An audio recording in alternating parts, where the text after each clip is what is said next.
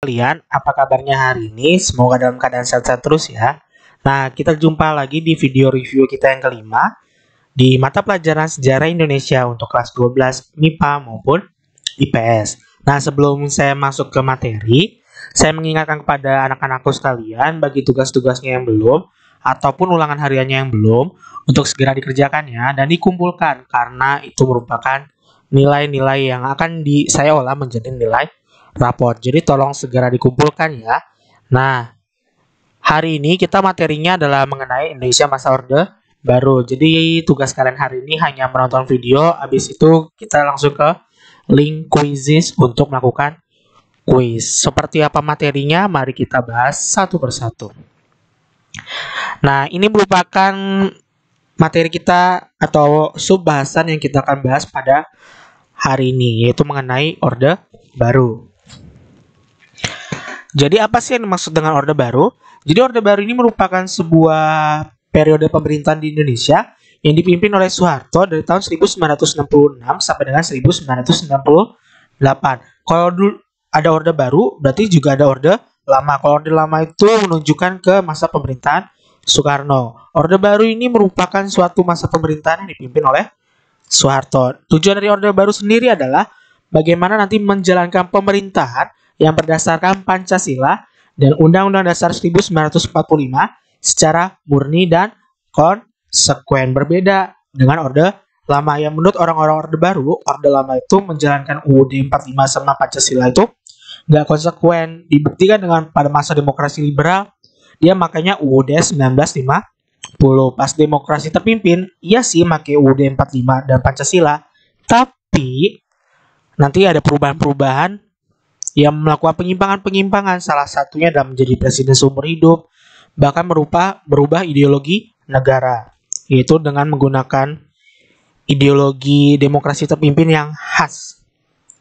Nah, kalau Orde Lama itu kan dipimpin oleh Soekarno. Orde Lama Bapak Soekarno itu sendiri disebut sebagai dengan Bapak Pembangunan Politik. Apa yang dimaksud dengan Bapak Pembangunan Politik? Bisa kita lihat di masa Orde Lama bahwa segala macam kebijakan yang dilakukan oleh Soekarno pasti tujuannya untuk kegiatan politik, untuk menguatkan politik Indonesia. Berbeda dengan Soeharto. Kalau Soeharto ini disebut sebagai dengan Bapak Pembangunan Ekonomi. Karena di zaman Orde Baru kita baru fokus dalam menjalankan atau mengubah struktur perekonomian secara matang dan secara mendetail. Nah, nanti di Orde Baru juga kita akan menemukan berbagai macam kebijakan-kebijakan yang tujuannya adalah untuk ekonomi. Nah, Orde Baru ini merupakan suatu pemerintahan yang benar-benar anti komunis. Ketika Orde Lama itu lebih dekat kepada blok timur yang komunis, tapi di Orde Baru kita atau Soeharto lebih condong kepada pemerintahan blok barat, yaitu Amerika Serikat yang berbentuk negara liberal. Nah, kehati-hatian pemerintah Orba ini terhadap bahaya komunis menyebabkan peran negara sangat besar dan mendominasi kehidupan masyarakat.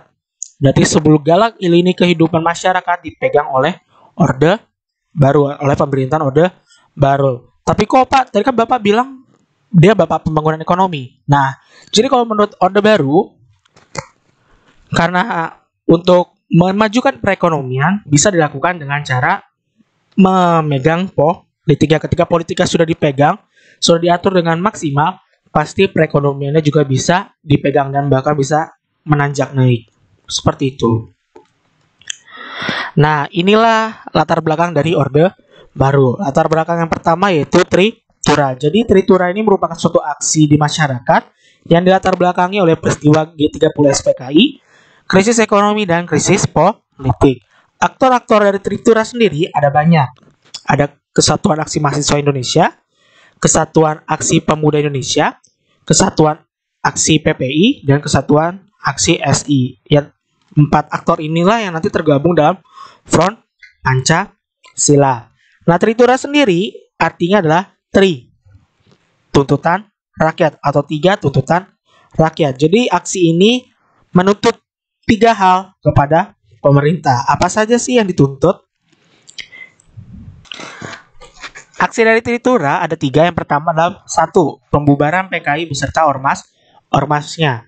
Yang kedua adalah pembersihan kabinet dari unsur PKI. Dan yang ketiga adalah penurunan harga kebutuhan pokok atau perbaikan ekonomi. Itu isi dari Tritura. Jadi kronologi dari Tritura sendiri, dari tanggal 8 Januari 1966 terjadi demonstrasi pertama gerakan mahasiswa yang terjadi di gedung Sekretariat Negara. Lalu 4 hari kemudian tanggal 12 Januari 1966, kelompok pemuda dan mahasiswa yang tergabung dalam Front Pancasila melakukan demonstrasi di depan gedung DPR GR. Terus nanti terus-terusan berlanjut aksi-aksinya hingga nanti tanggal 24 Februari 1966, seorang mahasiswa FKUI bernama Arif Rahman Hakim tertembak saat sedang berdemonstrasi di depan Istana Negara. Yang hal itu menyebabkan pada tanggal 25 Februari 1966 Presiden Soekarno membubarkan KAMI. Nah, latar belakang yang kedua adalah Super Semar. Arti dari Super Semar sendiri adalah Surat Perintah 11 Maret. Super Semar sendiri merupakan suatu surat yang diberikan oleh Soekarno kepada Soeharto sebagai pemegang mandat dari Super Semar. Nah, latar belakang dari Super Semar sendiri adalah pertama, aksi demonstrasi yang menentang pemerintahan demokrasi terpimpin yang meningkat. Karena demonstrasi-demonstrasi tersebutlah Soekarno merasa keamanannya terancam. Jadi keamanan Presiden Soekarno terancam. Nah, karena banyak demonstrasi, keamanan dia juga terancam. Otomatis kewibawaan Soekarno sebagai presiden atau pemimpin besar revolusi pada saat itu mengalami kemunduran atau kejatuhan. Makanya presiden perlu memulihkan kewibawaan pemerintahan, itu dikeluarkannya dengan Super Semar. Jadi Super Semar ini memang salah satu tujuannya nanti adalah memberantas PKI di seluruh Indonesia. Diberikan kepada Soeharto karena memang Soeharto pernah bilang kepada Presiden Soekarno bahwa dia mau menumpas PKI asalkan dia diberikan kepercayaan untuk menumpas PKI tersebut. Makanya nanti amanat Super Semar diberikan kepada Presiden atau Legend Soeharto. Isi dari Super Semar ada 3. Yang pertama adalah mengambil tindakan yang dianggap perlu untuk terjaminnya keamanan negara dan ketenangan serta kestabilan jalannya revolusi. 2. Menjamin keselamatan pribadi dan kewibawaan pimpinan presiden atau panglima tertinggi atau pemimpin besar revolusi, yaitu Presiden Soekarno. Yang ketiga adalah melaksanakan dengan pasti ajaran pemimpin besar revolusi. Super Semar sebagai surat perintah 11 Maret memiliki dampak. Dampak yang pertama adalah kondisi keamanan negara berhasil dikendalikan. Yang kedua adalah wibawa tentara semakin meningkat. Soeharto sebagai pemegang mandat Super Semar memiliki kekuatan politik. Ketika Soeharto memiliki kekuatan politik dan Soekarno sebagai presiden juga memiliki kekuatan politik, maka yang terjadi selanjutnya adalah terjadinya dualisme kepemimpinan nasional. Mengapa terjadi dualisme kepemimpinan nasional? Jadi terjadinya dualisme kepemimpinan nasional itu menurut TAP MPRS karena apabila presiden berhalangan, kedudukannya diganti oleh pemegang mandat Super Semar. Dan bahkan pemegang amanat Super Semar tersebut dapat membentuk kabinet. Kabinetnya itu Kabinet Ampera, Amanat Penderitaan Rakyat. Yang harusnya biasanya kan kalau kabinet itu pemerintahan yang membentuk harusnya presiden dong, tapi ternyata bisa dilakukan oleh pemegang mandat Super Semar, yaitu Legend Soeharto. Nah, dampak dari dualisme kepemimpinan nasional sendiri adalah akhirnya Soeharto sebagai pemegang mandat memiliki kekuatan untuk menentukan nama-nama menteri yang mengisi pos jabatan di Kabinet Ampera. Nah, Soekarno sebagai presiden yang benar-benar resmi hanya berfungsi sebagai pemimpin kabinet. Yang menjalankan pemerintahan atau pelaksana pemerintah yaitu Legend Soeharto. Karena hal itulah yang membuat akhirnya popularitas presiden semakin merosot. Ketika popularitas Presiden Soekarno semakin merosot, akhirnya muncul tuntutan agar Presiden Soekarno mengundurkan diri dari jabatannya. Kronologi pengunduran diri Soekarno yaitu pada bulan Juni 1966, Soekarno menyampaikan pertanggungjawabannya yang bernama Nawa Aksara. Nah, di tanggal 20 Juni sampai dengan 5 Juli 1966, melalui TAP MPRS nomor 5, Soekarno diminta untuk merevisi atau melengkapi pertanggungjawaban yang bernama Nawa Aksara itu.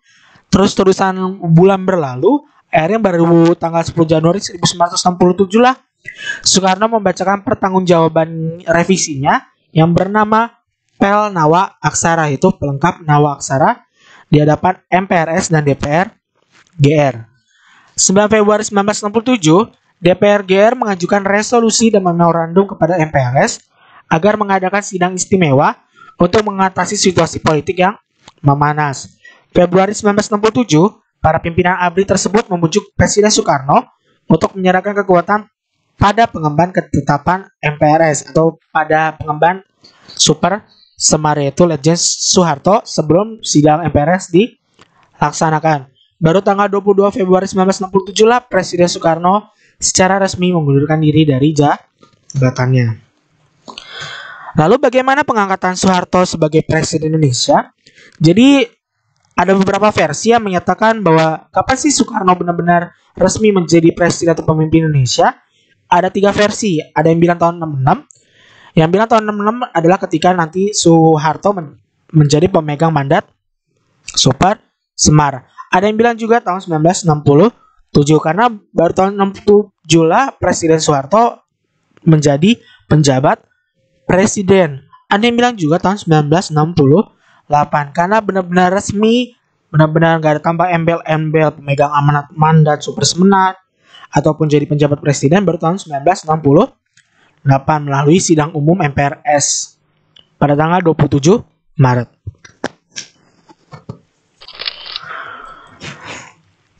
Ini kegiatan politik di masa Orde Baru. Di masa Orde Baru, kegiatan politik yang pertama adalah penerapan politik bebas aktif. Bebas artinya tidak terpengaruh blok barat atau blok timur.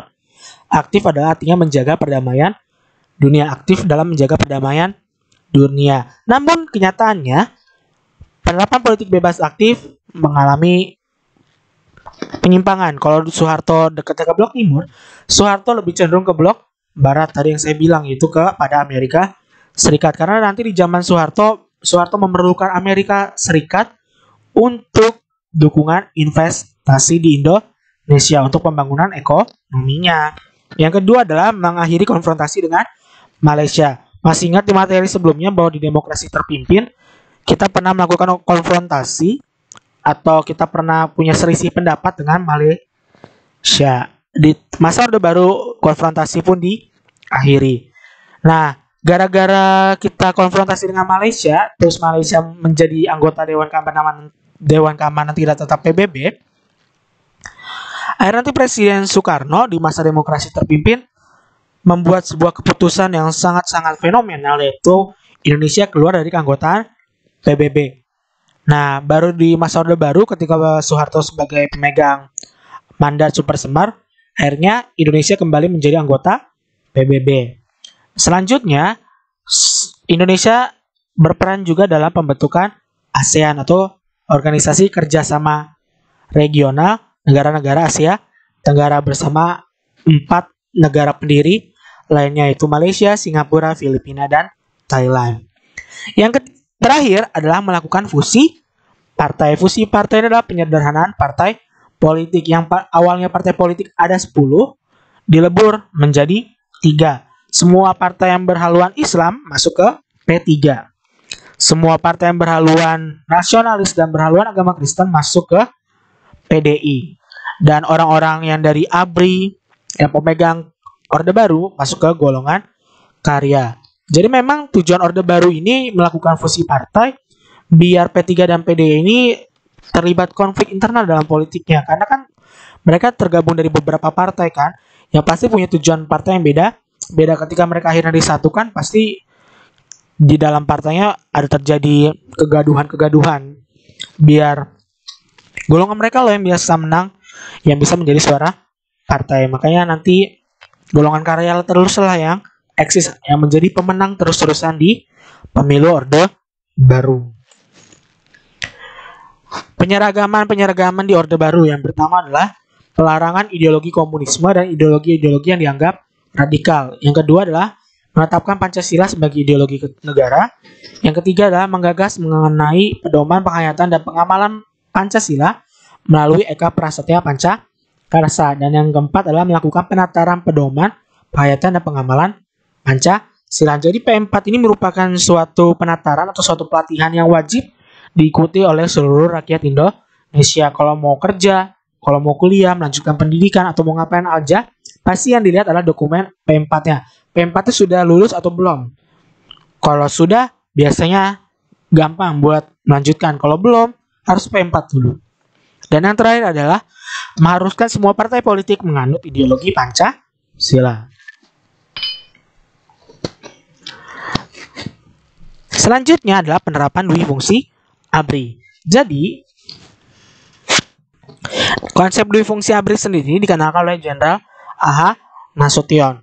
Nah, dui fungsi ABRI ini menyatakan bahwa tugas ABRI tidak hanya berkaitan di bidang keamanan dan pertahanan, tetapi berkaitan dengan bidang sosial dan politik. Nah, penerapan dui fungsi ABRI ini dijalankan dengan cara akhirnya para anggota-anggota ABRI menduduki kursi parlemen dan penjabat pemerintahan. Jadi para tentara ini, ABRI di zaman Orde Baru tuh dua tubuh, itu TNI dan Polri. Mereka dilebur jadi ABRI, yaitu Angkatan Bersenjata Republik Indonesia. Jadi TNI dan Polri selain menjaga keamanan dan pertahanan negara, dia juga boleh melakukan kegiatan politik ataupun kegiatan sosial. Jadi nggak heran di zaman Orde Baru banyak menteri-menteri atau pemegang kekuasaan pemerintahan yang berasal dari para TNI atau Polri, khususnya yaitu TNI AD, TNI Angkatan Darat.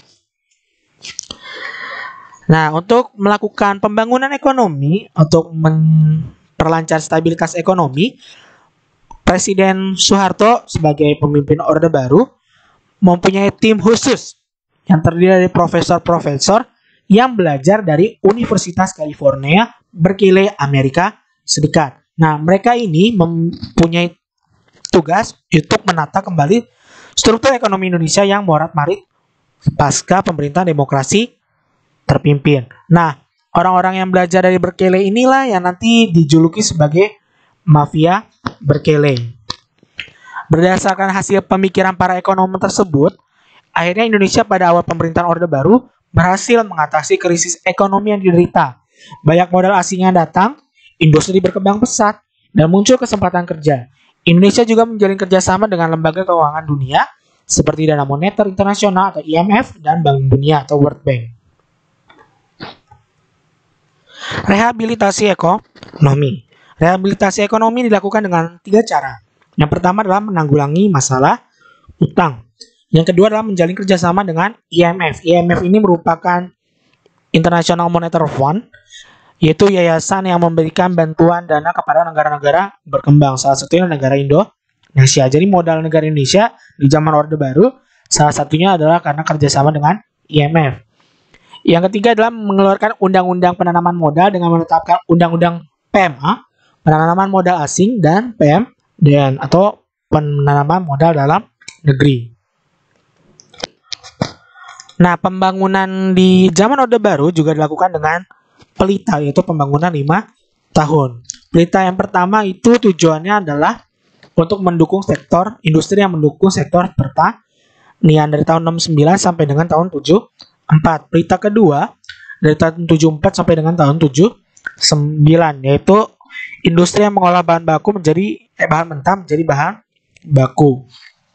Pelita ketiga dari 79 sampai dengan tahun 84, yaitu pengolahan bahan baku menjadi barang jadi.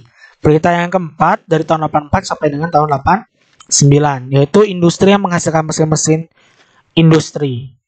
Pelita kelima dari tahun 89 sampai dengan 94, yaitu tujuannya adalah barang ekspor industri yang menyerap banyak tenaga kerja, industri yang mampu mengelola hasil pertanian dan swasembada pangan, dan industri yang menghasilkan barang-barang industri. Pelita yang keenam dari tahun 94 sampai dengan tahun 98. Tujuannya itu pembangunan industri nasional yang mengarah pada penguatan dan pendalaman struktur industri didukung kemampuan teknologi yang makin meningkat.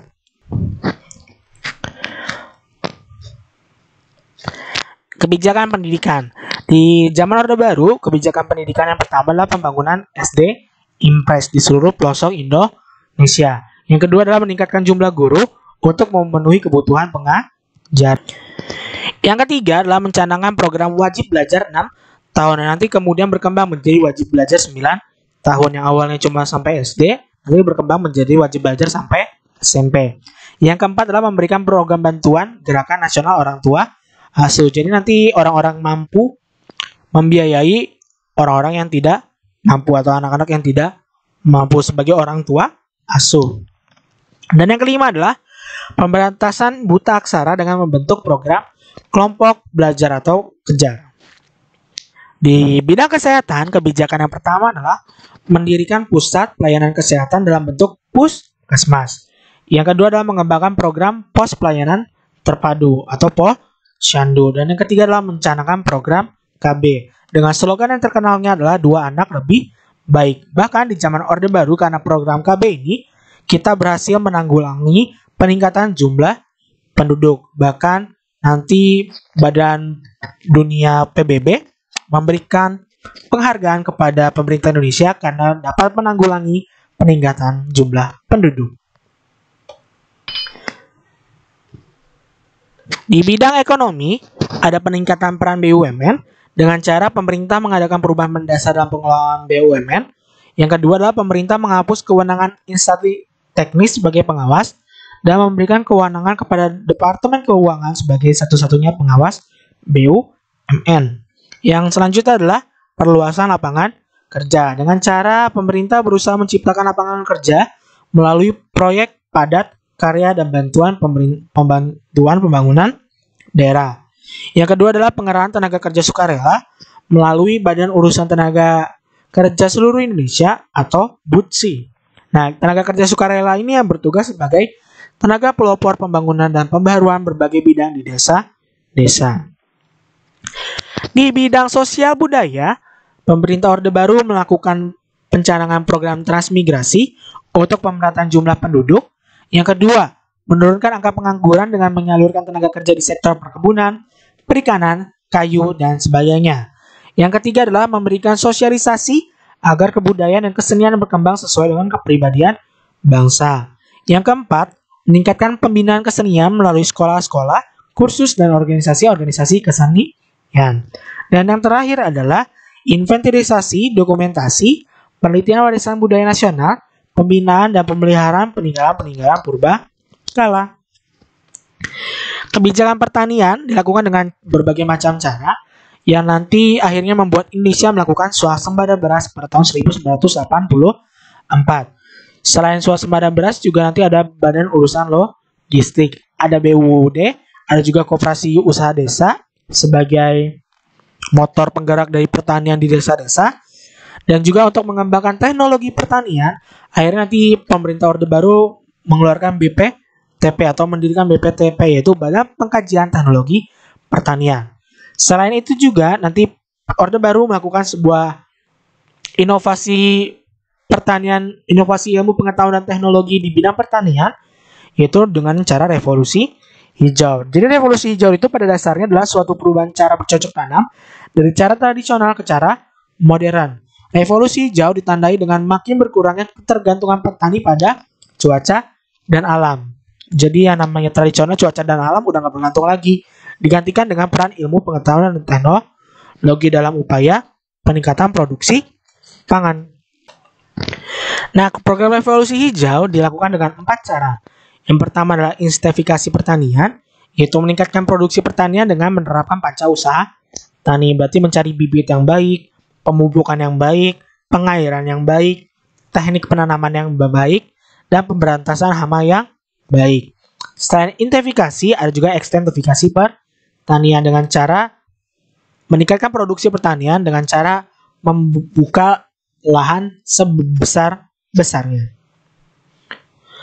Selanjutnya adalah diversifikasi pertanian, yaitu meningkatkan produksi pertanian dengan keanekaragaman usaha tani. Dan yang keempat adalah rehabilitasi pertanian dengan cara meningkatkan produksi pertanian dengan pemulihan kemampuan daya produktivitas sumber daya pertanian yang sudah kritis. Demokrasi pada masa Orde Baru menganut sistem demokrasi Pancasila. Nah, demokrasi ini dijalankan berdasarkan Pancasila, Undang-Undang Dasar 1945, dan ketetapan MPRS. Dewan Perwakilan Rakyat Gotong Royong atau DPR diberi beberapa hak kontrol selain tetap mempunyai fungsi untuk membangun pemerintahan. Nah, lembaga kepresidenan juga merupakan pengontrol utama lembaga negara lainnya baik yang bersifat suprastruktur yaitu DPR, MPR, DPA, BPK, dan MA maupun yang bersifat infrastruktur LSM dan partai politik. Nah, pemerintah juga mengawasi dan mengontrol kehidupan demokrasi. Selanjutnya adalah integrasi Timor.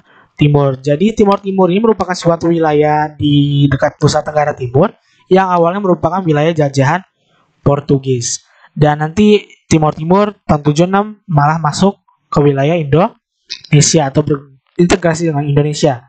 Nah, latar belakangnya yang pertama adalah perubahan kebijakan pemerintah Portugis terhadap Timor, yaitu dengan menetapkan Timor sebagai salah satu provinsi Portugis. Nah, rakyat Timor ini menghendaki kemerdekaan Timor atas penjajahan Portugis, bukan menjadi bagian provinsi dari Portugis.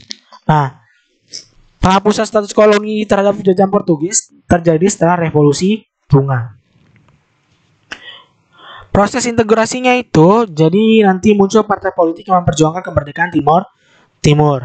Yang pertama adalah UDT. UDT ini menghendaki agar Timor tetap berada di bawah kekuasaan Portugis dengan menjadi provinsi Portugis di seberang lautan. Selanjutnya ada Fretilin. Fretilin ini menghendaki kemerdekaan penuh bagi rakyat Timor.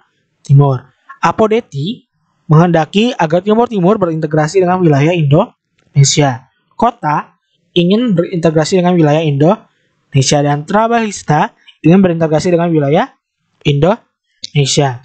Jadi kalau kita lihat bahwa ternyata dari partai-partai politik ini banyak yang ingin bergabung atau berintegrasi dengan wilayah Indonesia. Jadi kronologi yang pertama adalah pada tanggal 28 November 1975, Fretilin memproklamasikan kemerdekaan Timor. Nah, Fretilin ini merupakan suatu partai politik yang dekat dengan blok Timur. Nah, integrasi Timor inilah karena Fretilin diproklamasikan oleh orang yang dekat dengan blok Timur, membuat Amerika Serikat sebagai pemimpin blok Barat ikut campur dalam proses integrasi Timor karena Amerika Serikat nggak mau Timor jatuh ke tangan komunis. Makanya dia ikut campur dalam proses integrasi. Pada tanggal 30 November 1975, kelompok pro NKRI yang membacakan deklarasi Balibo yang berisi keinginan bergabung dengan Republik Indonesia. Pada 17 Desember 1975, tentara Indonesia masuk ke Timor sekaligus menandai awal operasi Seroja. Dan pada 31 Mei 1976, Kepala Pemerintahan Timor mengajukan petisi yang berisi penggabungan Timor dengan wilayah Indonesia.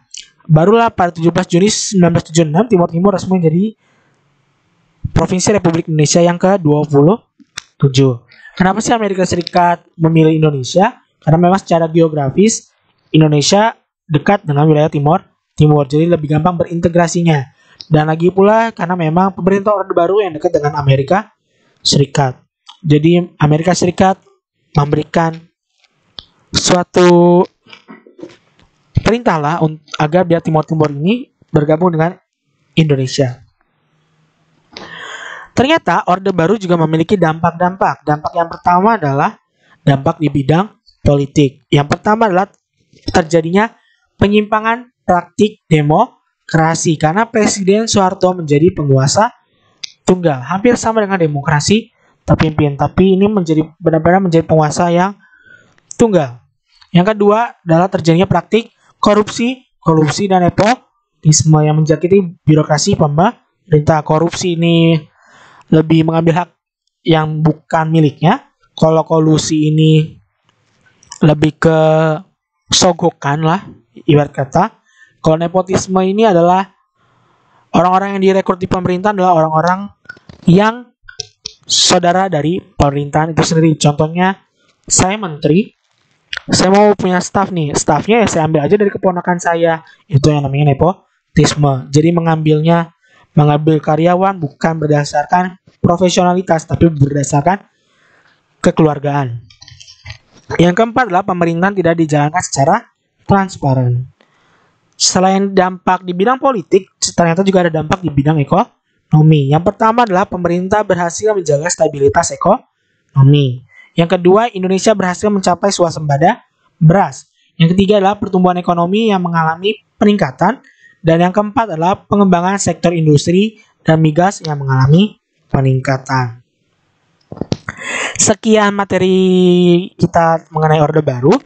Setelah kalian menonton video ini, silakan berikan komentar di kolom komentar, tuliskan nama dan kelas.